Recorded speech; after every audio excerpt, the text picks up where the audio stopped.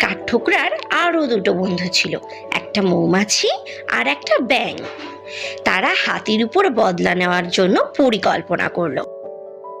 পরিকল্পনা অনুযায়ী মৌমাছি হাতির কানের কাছে গিয়ে গুনগুন গুনগুন করতে লাগলো।